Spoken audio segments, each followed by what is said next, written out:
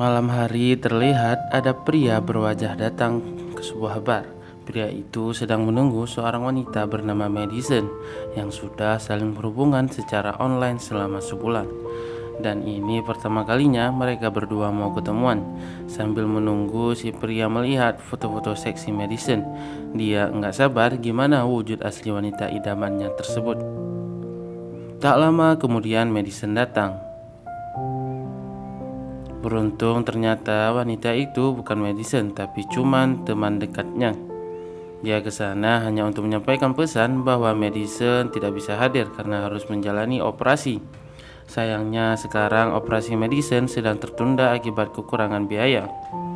Mendengar kabar barusan, sebagai bukti kalau cintanya tulus, si pria sampai rela memberi uang $500 atau 7 juta rupiah demi membantu sang pujaan hatinya.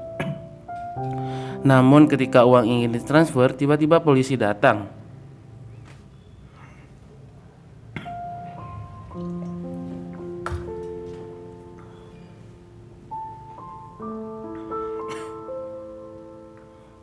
Dia berhasil lolos gara-gara nyamar jadi plastik sampah.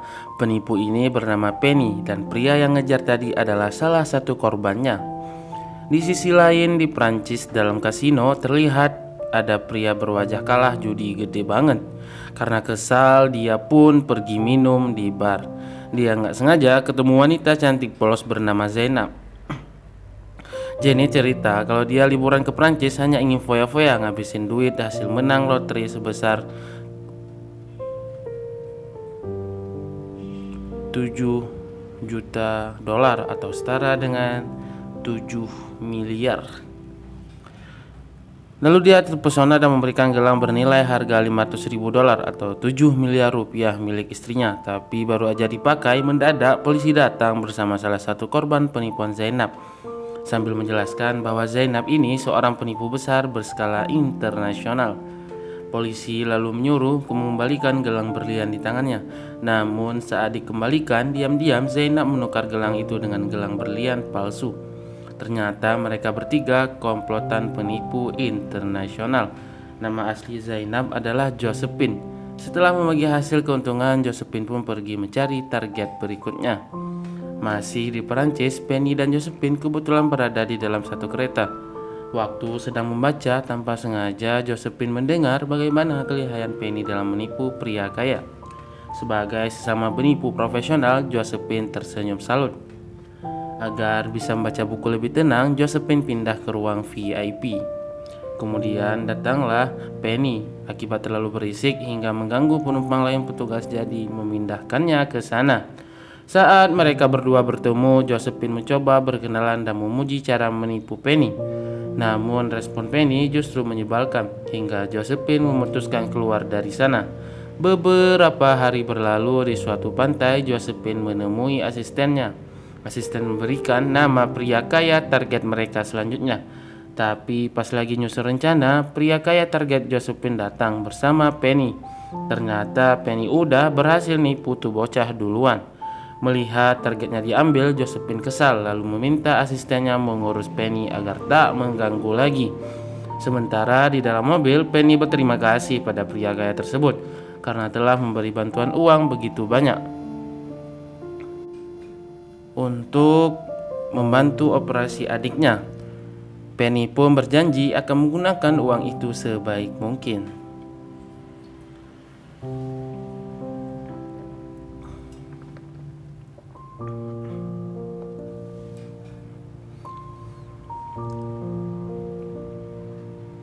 Waktu lagi asik main, asisten Josephine yang menyamar menjadi polisi datang menangkap Penny. Di kantor polisi palsu, Penny terus memohon dibebaskan. Tak lama kemudian Josephine datang. Josephine memberitahu kalau si polisi adalah kenalannya. Saat mendengar nama Penny masuk penjara akibat kasus penipuan, Josephine ingat mereka berdua pernah berkenalan di kereta api. Josephine juga memberitahu bahwa pria yang Penny tipu tadi adalah seorang mafia kejam. Jika tak ingin dibunuh, maka Penny harus buru-buru pergi dari Prancis dan jangan pernah kembali lagi sebagai syarat jaminan. Agar bisa bebas, Josephine pun meminta semua uang cash Penny. Karena tak punya pilihan lain, Penny terpaksa menurut. Setelah Josephine mengantarkan Penny ke bandara, kini rencana menyingkirkan Penny sudah berhasil. Namun di bandara itu, pria yang gelangnya Josephine ambil kemarin tanpa sengaja lewat dan melihat mereka berdua. Dalam pesawat, waktu Penny membaca majalah, ada sebuah kertas menyuruhnya pergi ke toilet. Di toilet, Penny bertemu pria korban penipuan Josephine. Pria tersebut meminta gelangnya senilai $500.000 dikembalikan karena mengira Penny komplotan Josephine. Tapi Penny membantah dia malah kaget, tak menyangka Josephine adalah seorang penipu kelas kakap. Penny baru sadar kalau Josephine telah menipunya. Dia pun memutuskan kembali ke Perancis. Keesokan harinya ketika Josephine sedang bersantai, mendadak Penny datang. Josephine di situ bingung kenapa Penny bisa tahu alamatnya. Penny menjelaskan bagi seorang pencuri sangatlah mudah mencari lokasi sesama pencuri. Penny sudah tahu siapa Josephine sebenarnya. Ia lalu curhat bahwa dia telah lelah selama ini hanya mencuri uang receh. Penny kagum dan ingin belajar menjadi seperti Josephine yang bisa menipu para pria kelas atas dengan hasil jauh lebih besar. Awalnya Josephine menolak, namun karena Penny mengancam akan melaporkan alamat rumah mewahnya pada polisi, Josephine terpaksa setuju. Pelatihan pun dimulai. Pertama-tama Josephine mengajari Penny bahwa kelemahan pria adalah mereka selalu menganggap wanita makhluk yang rapuh. Maka dari itu, para pria akan merasa senang bila bisa menjadi pahlawan pelindung wanita. Jadi untuk menipu pria, wanita tak harus menggoda mereka menggunakan tubuh seksi, tapi juga bisa akting berpura-pura sedih. Nah, setelah hati si pria tersentuh, barulah wanita mulai menipu mereka. Josephine lalu mengajarkan bagaimana cara menangis yang baik dan benar. Tak hanya itu, dia juga melatih Penny semua yang dibutuhkan untuk menjadi penipu profesional.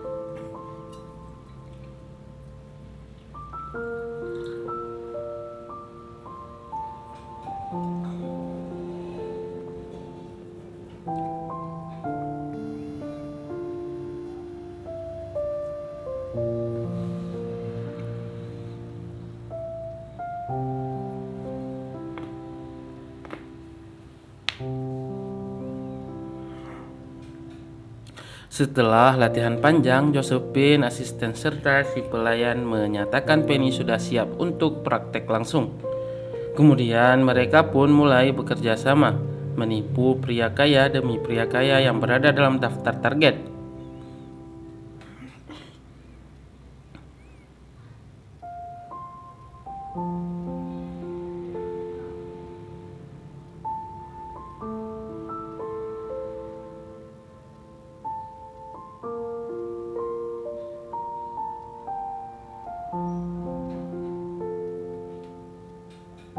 Waktu Josephine membagikan uang hasil penipuan pada asisten dan pelayannya, Penny bingung kenapa dia enggak dapat bagian sama sekali.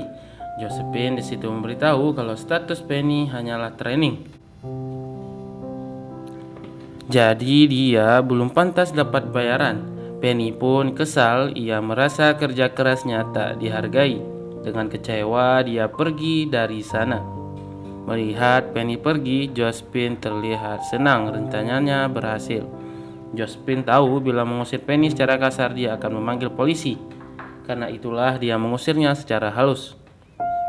Namun beberapa hari kemudian di sebuah hotel saat Josephine sedang beraksi, Penny datang mengacaukan rencananya. Karena muak, Josephine lalu membuat kesepakatan. Mereka berdua akan berkompetisi menipu seorang target. Bila berhasil menipunya, maka yang kalah memberikan uang $500.000 atau 7 miliar rupiah. Dan Penny harus pergi dari Prancis selama-lamanya. Waktu melihat pengusaha muda culun bernama Thomas di kolam renang, mereka berdua sepakat untuk menjadikannya target taruhan. Malam hari di hotel, Josephine mulai beraksi menggoda Thomas. Tapi baru aja mau beraksi, mendadak Penny muncul sambil akting pura-pura buta untuk menarik perhatian Thomas. Rencana Penny berhasil.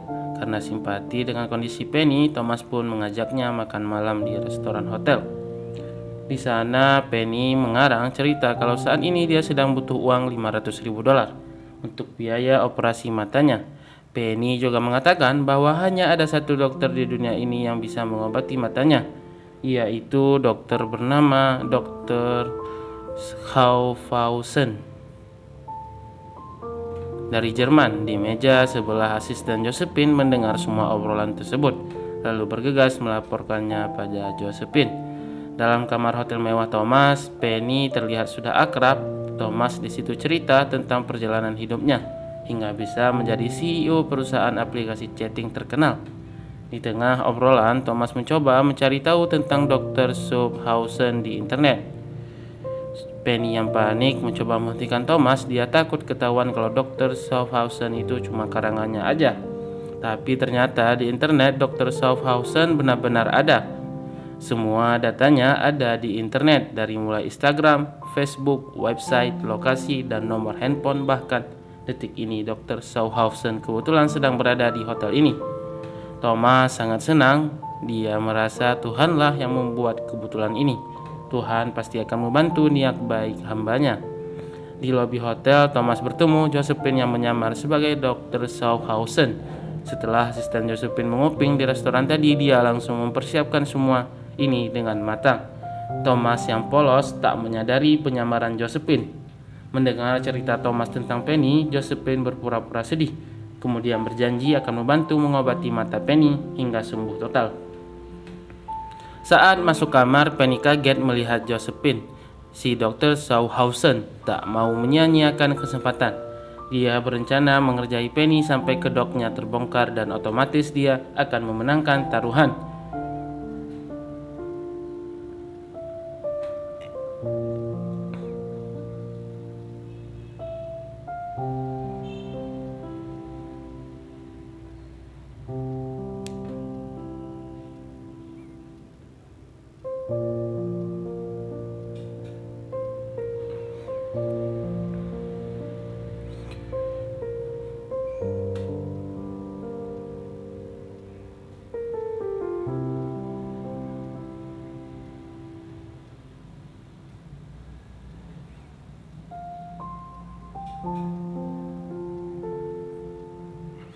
Setiap kali Thomas bertanya apakah ini semua benar-benar bisa menyembuhkan mata Penny, Josephine selalu menjawab bahwa sebelum memulai operasi bedah mata, pasien harus melatih fisiknya terlebih dahulu.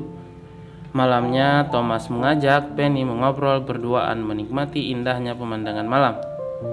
Di momen itu, Thomas menceritakan keadaannya. Walaupun dia CEO perusahaan, namun dia tak sekaya yang Penny pikirkan. Saham Thomas dalam perusahaan hanya tersisa 20% atau senilai $400.000. Meski begitu, dia tetap akan membantu biaya pengobatan Penny sebesar $500.000 dengan cara menjual seluruh saham miliknya. Memang masih kurang $100.000, tapi Penny tak perlu khawatir. Thomas akan mencoba berutang pada neneknya. Penny di situ bingung kenapa Thomas sampai rela bangkrut demi menolong orang asing yang baru aja dia temui. Ketulusan hati Thomas itu pun membuat Penny merasa bersalah, sekaligus jatuh cinta. Penny lalu meminta Josephine menghentikan taruhan karena dia tak mau menyakiti hati orang sebaik Thomas. Baru kali ini ada pria yang benar-benar tulus padanya tanpa memandang fisik. Tapi Josephine tetap ingin melanjutkan taruhan agar Penny bisa pergi dari Perancis. Akhirnya taruhan diubah. Jika Penny tak tega mengambil uang Thomas, maka mereka berdua akan bersaing untuk mengambil hati Thomas. Siapa yang lebih dulu membuat Thomas jatuh cinta, dia pemenangnya. Josephine kemudian mengurung Penny di rumah agar dia bisa beraksi duluan. Di kamar hotel, Josephine mulai menggoda Thomas dengan baju seksi serta godaan-godaan lain. Namun sayang, semua usahanya gagal. Thomas sama sekali tak pernah kepikiran untuk bersenang-senang atau bahkan main cewek. Yang ada di pikirannya saat ini hanyalah kesembuhan mata Penny. Ucapan Thomas barusan membuat Josephine malu seumur hidupnya. Baru kali ini dia ditolak cowok. Melihat wajah sedih Josephine sebagai seorang pria, Thomas merasa dia tak boleh membuat wanita kecewa. Akhirnya dia mendekati Josephine dan mematikan lampu kamar. Paginya, hasil melepaskan diri dari kurungan, Penny langsung lari ke hotel. Di depan kamar Thomas, dia bingung kenapa ada tanda jangan ganggu. Pas nanya ke pelayan, si pelayan bilang kalau tadi malam Josephine menginap di kamar Thomas. Bahkan sampai sekarang dia masih ada di dalam. Penny pun patah hati. Di rumah Josephine saat sedang merapikan barang-barang, tiba-tiba Thomas datang. Thomas ke sana hanya untuk mengucapkan selamat tinggal karena dia akan segera pulang ke negaranya. Sebelum pergi, Thomas mengatakan bahwa bertemu dengan Penny adalah hal terbaik selama dia berada di sini. Seketika Penny sadar kalau dia harus mengejar cintanya.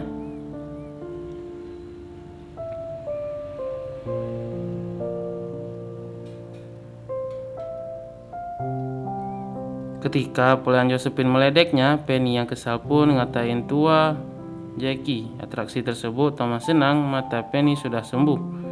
Sambil terharu, Thomas berkata bahwa terapi Dr. Schauhausen berhasil. Tak sia-sia, dia membayar $500.000 meski harus sampai berhutang. Mendengar itu Penny kaget, bukannya Josephine udah sepakat tak akan mengambil uang Thomas. Di bandara, Penny yang merasa bersalah lalu mengembalikan uang $500.000 ke rekening Thomas menggunakan uangnya sendiri.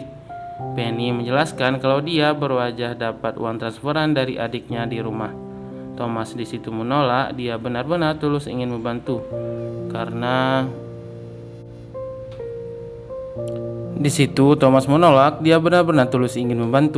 terus-menerus dipaksa, mau nggak mau Thomas menerima uang Penny tersebut.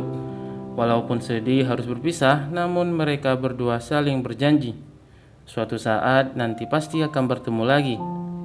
Ketika pesawat lepas landas, di waktu bersamaan Josephine datang berteriak menyuruh pesawat berhenti, tapi sudah terlambat. Sambil marah-marah dia menjelaskan kejadian tadi malam semalam saat mematikan lampu. Ternyata Thomas langsung nyalain proyektor untuk mempresentasikan proyek aplikasi baru yang sedang dia kerjakan. Gara-gara mabuk tanpa sadar, Josephine setuju berinvestasi ke proyek tersebut sebesar $500.000. Artinya mereka berdua kena tipu sebesar $1 juta. Di tengah kekesalan mendadak, ada SMS masuk dari Thomas yang bertuliskan, "Maaf telah menipu kalian."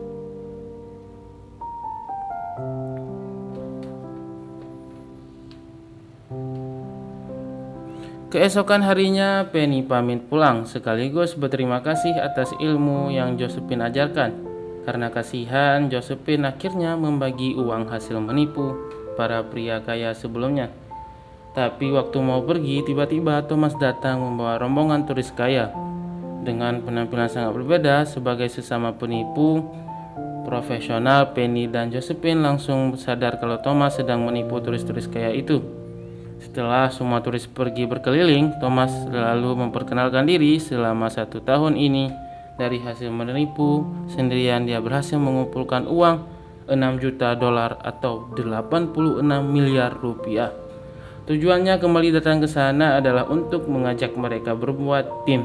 Jika mereka bertiga bekerja sama, pasti hasil yang didapat bisa jauh lebih besar daripada harus menipu sendirian. Walaupun masih kesal, namun ucapan Thomas ada benar. Penny dan Josephine pun setuju. Mereka bertiga pun kini menjadi satu tim penipu profesional. 6 bulan kemudian di kota London, Inggris, terlihat ada seorang pria kaya baru aja kena tipu. Thomas yang sedang berpura-pura menjadi turis memberitahu kalau penipunya lari ke arah kiri. Setelah aman, muncullah Josephine dan Penny dari tumpukan hiasan Natal malam itu. Mereka bertiga berhasil membawa pulang uang €200.000 atau 3 miliar rupiah. Lalu pergi mencari target selanjutnya. Dan film pun berakhir.